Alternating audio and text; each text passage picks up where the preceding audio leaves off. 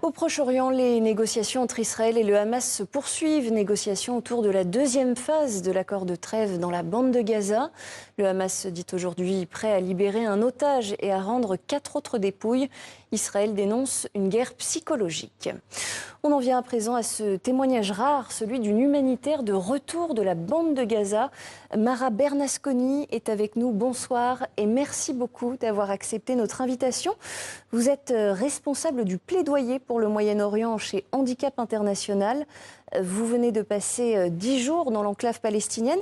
Alors Israël bloque toujours l'aide humanitaire dans la bande de Gaza. D'abord, comment s'organise le quotidien de la population ? Thank you for having me. Merci beaucoup de m'avoir invité. As you mentioned, Comme vous avez dit, ça fait 13 jours que l'aide humanitaire est utilisée comme quelque chose pour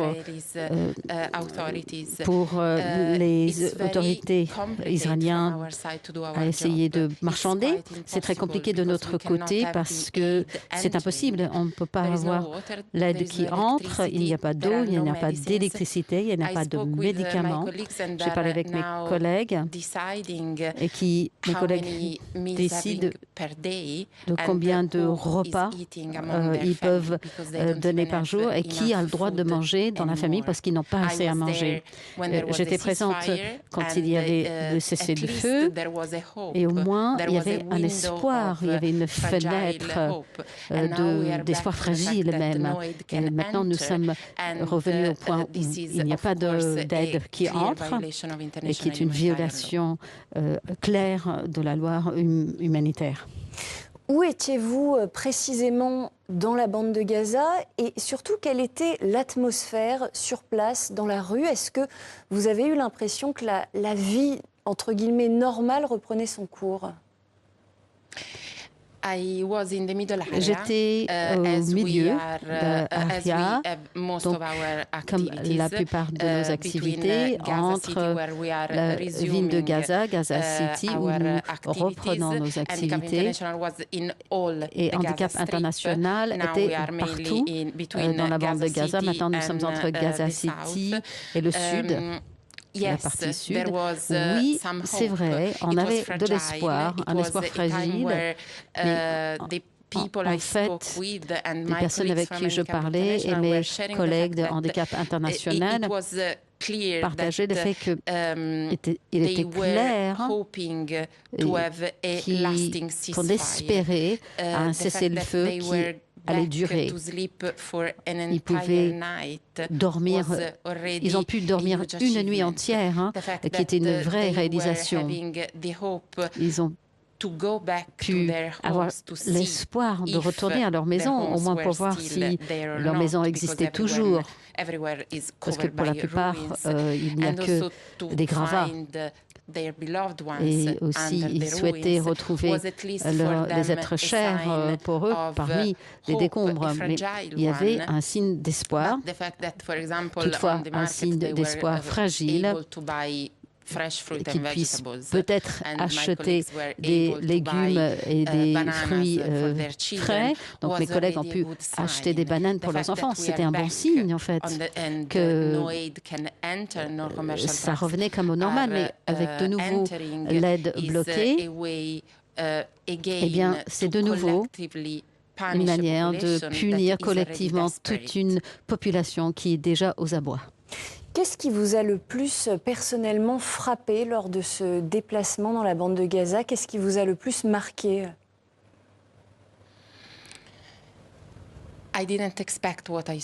Je ne m'attendais pas à voir ce que j'ai vu. Je travaille avec cette crise depuis 16 mois.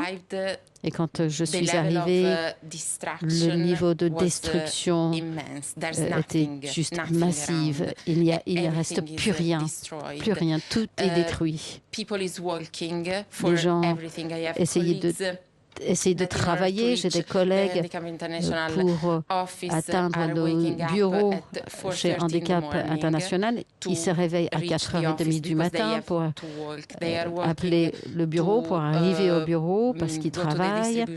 Ils vont aider à la distribution de l'eau et de l'aide humanitaire, de l'alimentation. Ils vont vers l'hôpital, ils travaillent, ils marchent. Et quand j'y étais, parce qu'il y avait le cessez-le-feu, ils avaient l'espoir de repartir à nouveau, de reconstruire la bande de Gaza.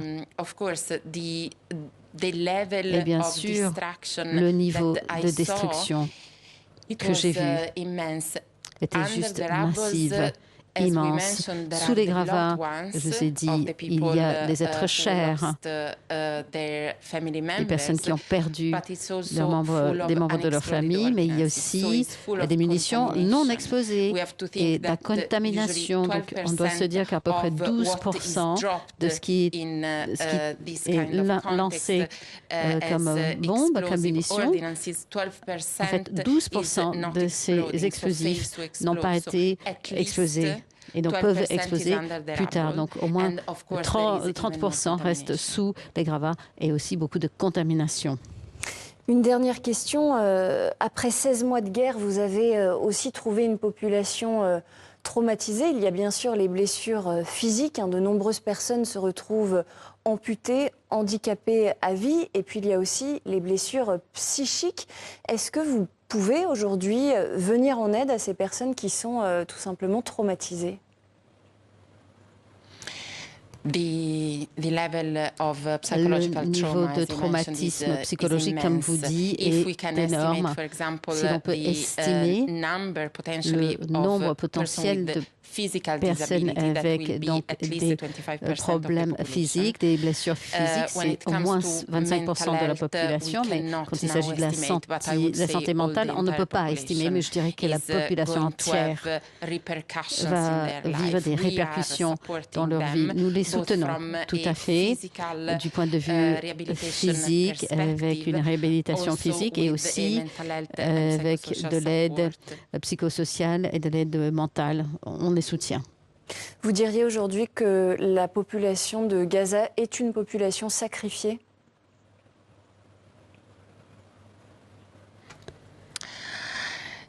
En fait, c'est une population oubliée. Il faut se souvenir quand même, il faut penser à eux beaucoup plus souvent du côté humain, du point de vue humain. Et ça sera le mot de la fin. Merci beaucoup pour votre témoignage, Mara Bernasconi, responsable du plaidoyer pour le Moyen-Orient chez Handicap International, de retour de la bande de Gaza. Merci d'être venu témoigner sur le plateau de TV5 Monde et merci également à la personne qui a assuré la traduction de cette interview.